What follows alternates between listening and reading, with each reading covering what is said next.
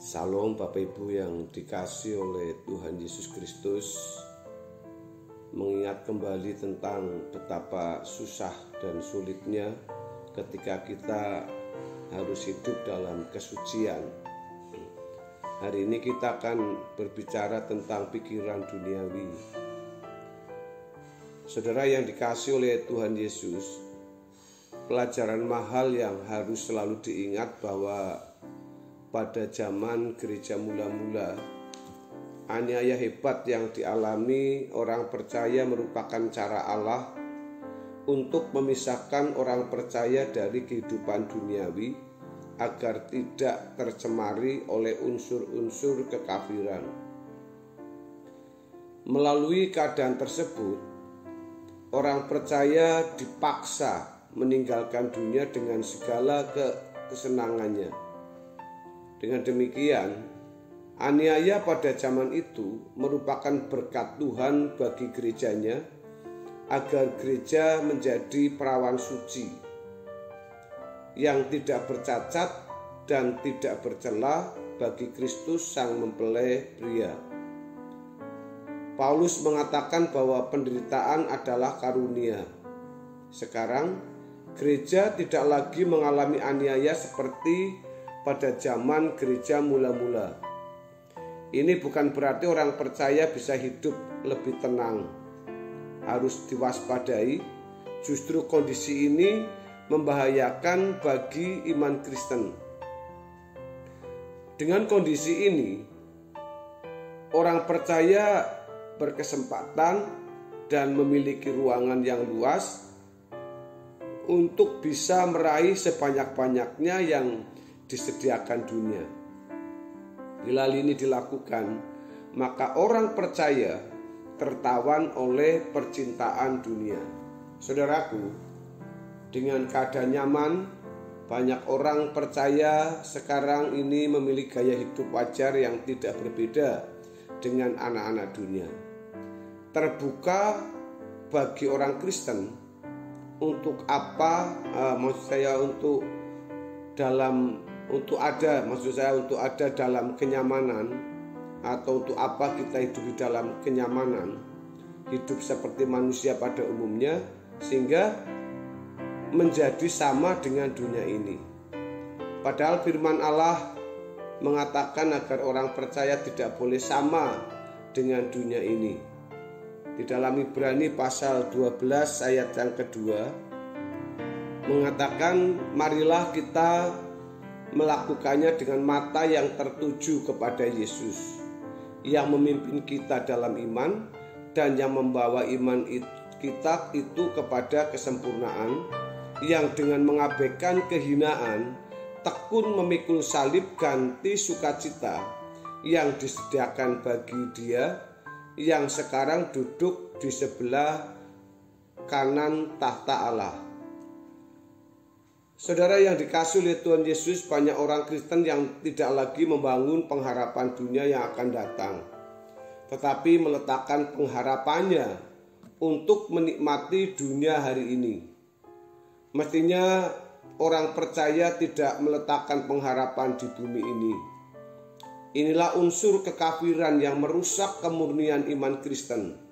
Ini adalah pola berpikir dan gaya hidup yang tidak sesuai dengan kebenaran Injil yang diajarkan oleh Tuhan kita Yesus Kristus.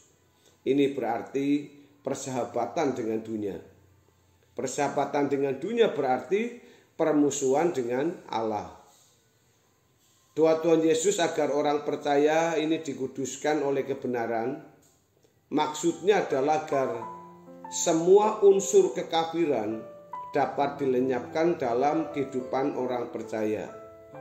Di dalam Yohanes pasal yang ke-17 ayat yang ke-17. Dalam hal ini, pengudusan bukan hanya oleh darah Tuhan Yesus, di mana kesalahan yang dilakukan orang percaya diampuni dan dihapus. Penyucian juga menunjuk kepada pembaharuan cara berpikir.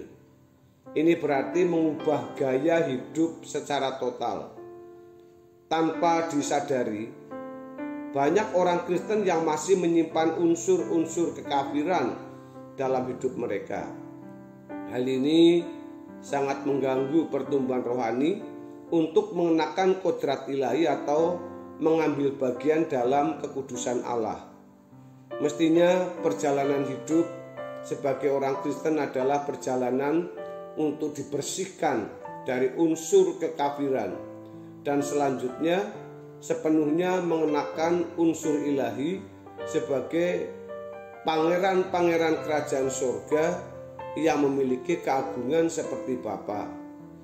Saudaraku yang dikasihi oleh Tuhan Yesus, banyak orang Kristen membedakan unsur kekafiran dengan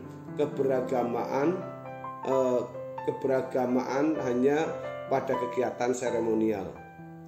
Mereka memandang bahwa yang tidak melakukan ibadah seperti pergi ke gereja berarti kafir. Orang Kristen seperti ini memahami pengertian kekafiran seperti agama lain, sehingga banyak orang Kristen merasa sudah menjadi orang percaya dan merasa bukan orang kafir.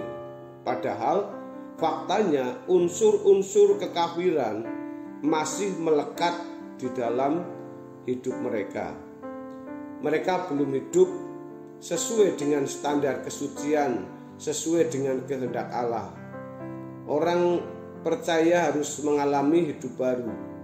Hidup baru dalam Tuhan pada dasarnya adalah perubahan pola berpikir. Standar hidup baru yang benar adalah perubahan menjadi serupa dengan Yesus. Ini artinya tidak ada unsur kekafiran sama sekali di dalam kehidupan orang percaya. Tidak ada unsur kekafiran. Seseorang tidak bisa dikatakan sudah lahir baru sebelum menjadi manusia yang berbeda dari sebelumnya. Artinya ada satu perubahan yang signifikan yang bisa dilihat, bisa dirasakan oleh orang di sekitar kita paling tidak. Hasil dari kelahiran baru ini menciptakan manusia yang berbeda dengan dunia, menjadi manusia yang berkodrat ilahi. Saudara, kalau ada orang-orang Kristen yang masih menyukai dunia ini, mereka adalah orang-orang yang masih terikat dengan unsur-unsur kekafiran atau duniawi. Mereka belum memindahkan hatinya ke dalam kerajaan surga. Mereka tidak berani mati bagi dunia dan hidup bagi Allah. Ini berarti mereka tidak bersedia mengikut Yesus. Orang yang tidak berani mematikan manusia lamanya pasti akrab dengan pikiran-pikiran duniawi yang berunsur kekafiran. Hal ini seperti Petrus yang mencegah Yesus pergi ke Yerusalem untuk menyelesaikan tugas penyelamatan. Petrus memikirkan apa yang dipikirkan oleh manusia, bukan yang dipikirkan oleh Allah. Di dalam Matius pasal yang ke-16 ayat yang kedua, itu adalah pikiran iblis. Unsur duniawi atau kekafiran sama dengan pikiran iblis. Tidak mudah membuang pikiran duniawi atau unsur kekafiran, sebab pikiran tersebut telah dibangun selama bertahun-tahun dari cara berpikir masyarakat yang ada di sekitar kita. Mereka telah mengakuinya sebagai kebenaran yang mencengkeram jiwa, memasuki kesadaran dan seluruh saraf-saraf mereka. Hal ini tidak mudah digantikan dengan yang lain. Maka seperti yang saya sampaikan, bahwa untuk memiliki kesucian itu benar-benar kita harus menjerit, kita harus dengan daya, dengan tekad kita untuk berani meninggalkan yang kita cintai, yang menyebabkan Tuhan berduka cita atau tidak menyukakan hati Tuhan. Oleh karena pengaruh dunia yang sudah kuat merasuki mereka, maka tidak mudah untuk menggusur dan menggantikannya dengan kebenaran Injil yang murni. Itulah sebabnya Bapak Ibu yang dikasihi oleh Tuhan Yesus, mari kita bersama-sama belajar setiap hari, sedikit demi sedikit, entah itu 1%, 2%, kita terus meningkat naik, ada perubahan yang nyata dari kehidupan kekristenan kita. Kiranya kebenaran firman Tuhan memberkati kita semua. Haleluya. Amin.